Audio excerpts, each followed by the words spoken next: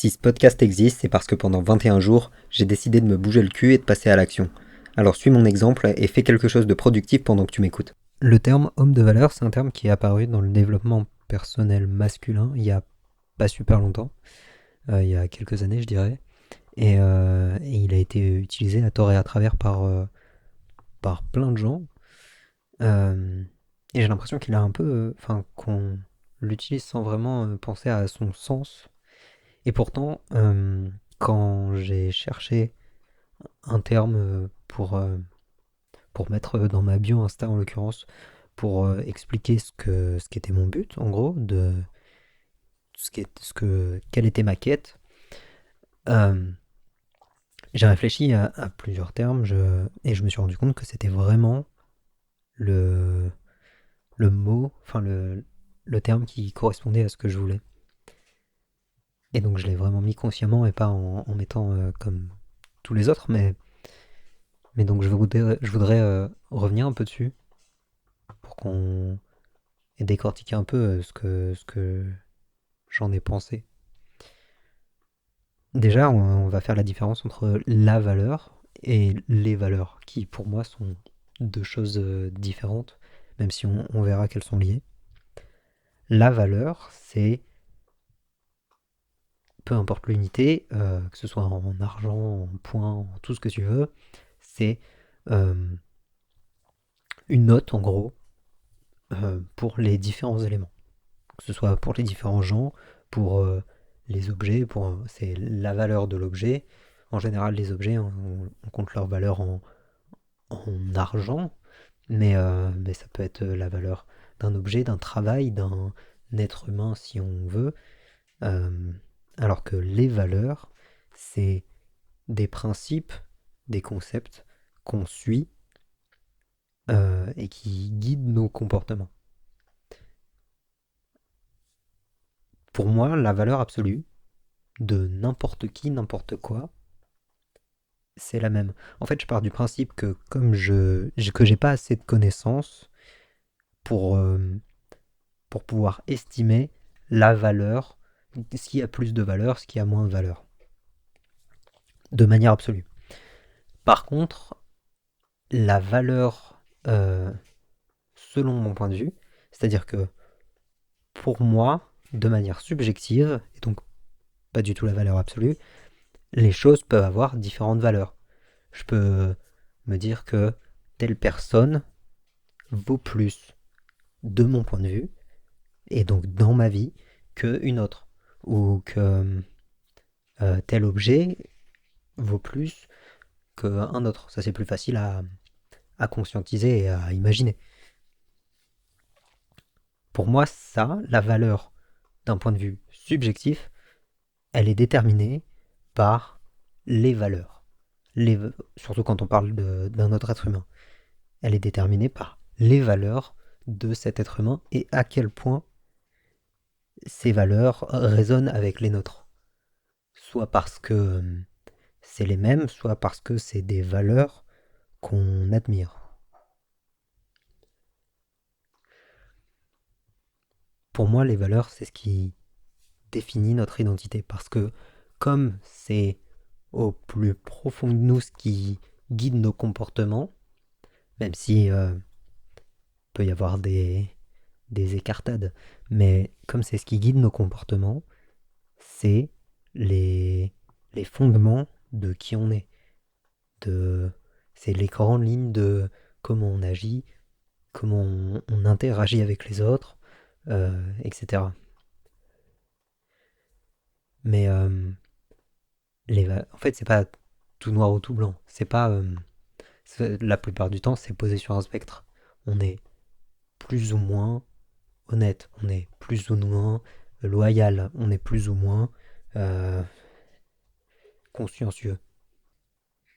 Il y a quelques mois, je dirais 9 ou 10 mois, en l'hiver dernier, je me suis retrouvé dans une situation où une personne à qui, en fait, je sais même pas si je lui avais fait la promesse, mais à qui je m'étais dit que je me faisais cette promesse, en tout cas, à moi-même, donc à qui j'avais fait une promesse, même si je lui avais pas forcément annoncé, me mettait dans une situation où soit euh, je tenais cette promesse, mais je ne me sentais pas respecté, soit je devais abandonner cette promesse. Et en fait, ça a mis en confrontation deux de mes valeurs qui sont la loyauté, ce que je différencie de la fidélité. Pour moi, la loyauté, c'est quelque chose de beaucoup plus, beaucoup plus définitif. Euh, je pense que je suis plus attaché à la loyauté qu'à la fidélité parce que la loyauté, c'est peu importe ce qu'il arrive, euh, je, je te serai loyal. Alors que la fidélité, j'ai l'impression que c'est un peu un concours à tant que l'autre a pas merdé, j'ai pas le droit de merder. Mais donc c'est tant que l'autre est bon, je suis bon. Mais si l'autre merde, ça me donne le droit de merder moi aussi. Et je comprends pas trop l'intérêt. Pour moi, c'est plus intéressant d'être bon avec soi-même à partir de nos propres critères. Et ce qui veut pas, enfin, ce qui résonne pas de la même manière en chacun. Mais, mais attendre, entre guillemets, enfin, pouvoir vivre une espèce d'attente de faute de l'autre pour se jeter sur l'occasion de ah, c'est bon, j'ai, je me libère de mes engagements parce que l'autre a mal agi, j'ai un peu du mal avec ce concept. Et donc cette loyauté, qui est très importante chez moi, elle rentrait en collision avec mon honneur, parce que quand on se sent pas respecté, c'est que ça attaque notre honneur. Et c'est à ce moment que j'ai compris que c'était pas qu'une question de quelles sont mes valeurs, est-ce que, est-ce que telle ou telle valeur me correspond, etc. Mais c'est quelles sont mes valeurs et de- à quel point elles sont pondérées, à quel point euh, c'est plus important telle valeur qu'une autre, dans quel ordre, entre guillemets, elles sont importantes, qui est prioritaire sur qui, dans quelles circonstances, ce qui fait que c'est beaucoup plus complexe en réalité de se connaître et de connaître ses valeurs. Comme je disais donc, les valeurs, et donc non seulement quelles valeurs, mais en plus quelles valeurs avec quelle pondération, ça détermine notre identité. Sauf que ça détermine notre identité à condition qu'on soit cohérent, que nos actes suivent nos valeurs et pas juste qu'on les dise. Dire je suis honnête et mentir une fois, ça peut passer parce que circonstances particulières, admettons. Dire je suis honnête et mentir deux fois, c'est déjà plus compliqué. Mais dire je suis honnête, c'est une de mes valeurs les plus importantes. Et mentir à tort et à travers, même mentir plusieurs fois, à un moment, le cerveau, il va dire hop, hop, hop, mon pote, tu peux pas. En fait, là, tu t'es pas cohérent avec toi-même. Et donc, c'est pas vraiment une de tes valeurs, l'honnêteté. En constatant ce principe important d'avoir de la cohérence entre les valeurs qu'on veut incarner et donc la personne qu'on veut être et nos actions, j'ai décidé de me lancer un défi sur les 28 prochains jours pour, pour être davantage en cohérence avec les valeurs qui sont importantes pour moi. J'ai donc forcément réfléchi aux valeurs qui étaient importantes pour moi, même si ça c'est une démarche que j'ai depuis un certain temps déjà, mais, euh, mais j'ai aussi réfléchi aux comportements que j'avais et qui étaient pas cohérents, même si je les ai pas beaucoup, qui n'étaient pas cohérents avec les valeurs que je voulais incarner et donc la personne que je voulais être. les comportements que j'ai identifiés, j'en ai identifié 7. C'est mentir, être en retard, me plaindre, ne pas prendre soin de mon environnement, procrastiner, bâcler les choses et ne pas faire ce que je dis. En réalité, ça résonne avec différentes, différentes valeurs importantes pour moi.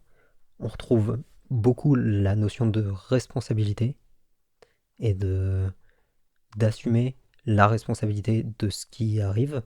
Je pense que c'est mentir, euh, me plaindre, c'est des choses que je fais pour fuir la responsabilité. Et pourtant, c'est vraiment une valeur que j'ai envie d'incarner. Donc il faut que je sois vigilant parce que parfois je le fais par automatisme et pas vraiment parce que j'en ai besoin ou parce que... Enfin, j'ai pas l'impression de le faire si consciemment, donc j'ai décidé pendant les 28 prochains jours de corriger ce comportement. Le deuxième point qui revient souvent, c'est la conscienciosité, bah, le fait d'être consciencieux en gros, et de bien faire les choses, euh, le fait de... C'est pareil, le fait d'être en retard, le fait de procrastiner, de bâcler, de, de pas faire ce que j'ai dit que je faisais ou de pas prendre soin des choses, c'est des comportements qui, selon moi, sont intolérables parce que en réalité, la conscienciosité, je me trouve pas très consciencieux. J'ai pas l'impression que ce soit quelque chose qui m'ait beaucoup guidé dans les dernières années, mais c'est un, un comportement et une valeur que j'admire beaucoup et que je trouve essentiel. Et c'est vraiment quelque chose que j'ai envie de d'être aussi. Et pour cette même raison, c'est pour ça que j'ai décidé d'être vigilant euh, à ne plus avoir ces comportements. Pour faire comprendre à mon cerveau que, ok, ça c'est la personne que je veux être, donc c'est comme ça que je veux et que je dois agir. Le troisième point, c'est plus autour du respect, que ce soit respecter les gens. Être en retard, c'est pas respecter les gens, mais aussi me respecter. C'est pareil, le respect, ça a toujours été quelque chose d'important et c'est attaché à mon honneur forcément. Et donc, de cette même manière, c'est aussi pour cette notion-là, ce concept-là, que j'ai décidé de faire attention à ces comportements. Au final, le terme d'homme de valeur, pour moi, c'est pas... euh, comment dire? Comme je disais, la valeur absolue, je pars du principe que tout le monde a la même, donc c'est pas un homme qui a plus de valeur dans l'absolu que les autres, mais c'est un homme qui connaît ses valeurs et qui agit en cohérence avec, qui a décortiqué, ok, quels sont les principes importants dans ma vie, quels sont les principes moins importants dans ma vie, euh, et de quelle manière, comment ils sont organisés, comment ils sont pondérés, du plus important au moins important, en fonction des situations, en fonction des contextes, mais aussi quelles actions je dois faire, quel comportement je dois avoir, quelles choses je dois mettre en place euh, pour, euh, pour incarner ces valeurs et pour pouvoir avoir le privilège, entre guillemets, de les revendiquer. Merci de m'avoir écouté. N'hésite pas à commenter ou à m'envoyer un message sur Insta. Mon compte c'est thomas.sechy, C-E-2-C-H-Y.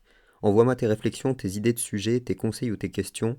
Ça m'intéresse vraiment d'avoir ton avis et qu'on puisse partager nos points de vue pour évoluer.